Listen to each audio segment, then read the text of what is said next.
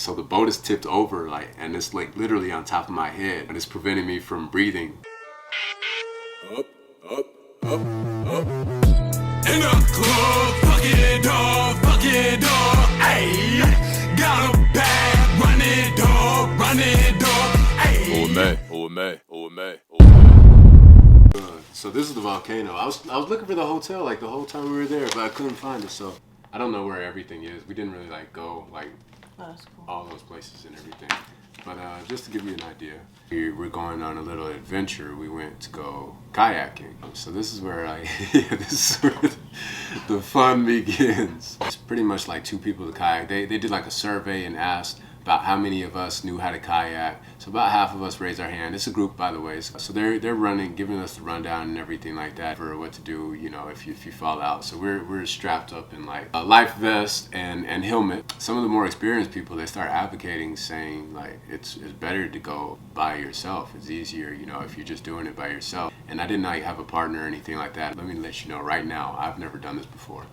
You know, so they're telling me, yeah, even if it's your first time, you know, you want to go by yourself. I'm like, I don't know. So I was kind of on the fence, you know, either way it went down. I was like, I'm gonna have this experience regardless, and I'm gonna have a good time. That's kind of my perspective on life in general. You know, I ended up pairing with another inexperienced person who had never done this before, and so it was two of us, inexperienced people in this together. And little did I know, I didn't know he didn't know how to swim. So we both paired together, and yeah, we had a good time. Psych, no.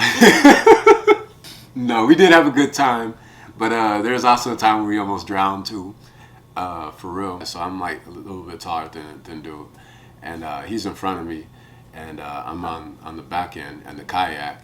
And I'm supposed to be in charge of like steering, where he's supposed to be like in charge of like rowing. Some of our peers, they're like, "Hey, aren't you supposed to be steering?" I'm like, "What you mean? That's what I'm doing." And I was like, "I wasn't steering. I just got caught up. I didn't know what the." That's like low key dangerous. Ended up finding that out. We were relatively successful, me and him. There's a couple of like rapids that we did end up going down successfully. There was like this bend in one of the rapids. We made it down, but I guess the current ended up taking us back into the rapids, and that's when we flipped over and fell out and everything like that. But we were good. The real issue came in where I partnered up with another guy. So everybody's having their, you know, different experiences, near-death drowning experiences. Going on the kayaks, and we were in good hands, by the way. We were taken care of by like the three guides there. Everybody had their traumatic experience. My partner, you know, he's like done for the day, I guess. Then there was like the founder, the organizer of the group, Michael from Modern Musician. Like his partner, Christine, you know, she had her fair share for the day as well. You know, so me and Michael, we decided to pair up. And this time Michael's tall. Michael's tall as hell. So he was in the back and I was in the front this time, and we go down the rapid together. At first, we thought we were good. We had made it and everything like that. Then it turned out like, nah, we weren't. Shit didn't go down like that. So this time, you know, boat flips over again. That's standard, you know, per usual. Things a little bit different this time because I'm stuck underneath the boat. You know, so the boat is on top of me, and I'm like trying to push up on it.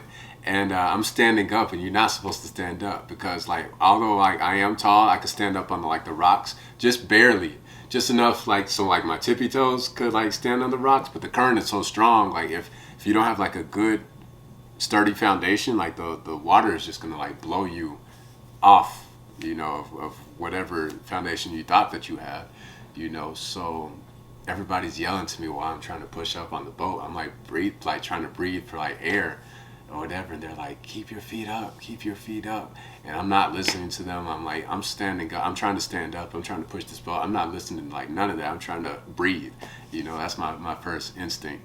And I'm even like waving my hand outside the boat, like, so the boat is tipped over, like, and it's like literally on top of my head, and it's preventing me from breathing. I'm under the boat and everything like that. So I'm waving my hand out, my arm out from the other side of the boat. You know, the boat ends right here, so like maybe if somebody will like grab me from out of it, or they'll see like, you know, like she's not going good, you know, whatever, you know, or shit, wave my final farewells.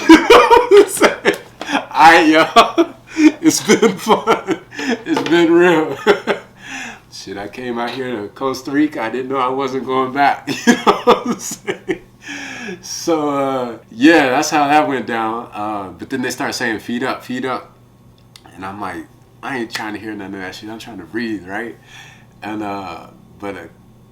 so I realized why they were saying that, because like as the water was blowing, was pushing you forward, you start, and like I could stand up a little bit, like I said, but as you going down the river, like you start hitting rocks, because rocks are like mad uneven, you know, the rocks underneath the water and everything like that, but you can't like see that if you're outside of the river.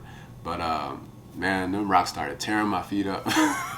It's like tearing my legs up on top of not being able to breathe, you know. So okay, I'm gonna start to listen now. I'm gonna start, you know, so like, you know, between which one you want. You could choose your air on one hand, you could choose your legs on the other.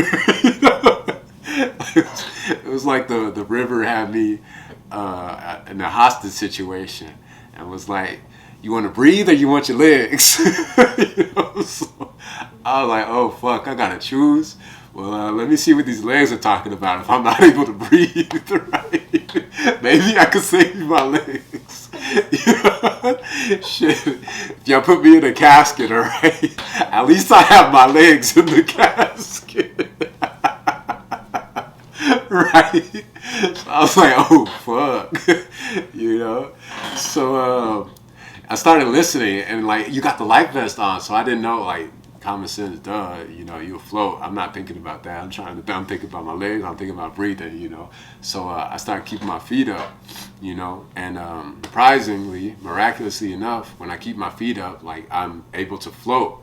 And so now that I'm able to float, instead of standing up, I'm not standing up between the raft and the ground. Now I'm floating between, you know, the water and the raft. So now that I'm able to float, I float out from underneath the raft. But I'm still floating. I'm still gone. You know, like, so, and it's not like fast, but it's like at a decent pace, and I'm not controlling like nothing. So like I'm still floating, like going downstream or whatever.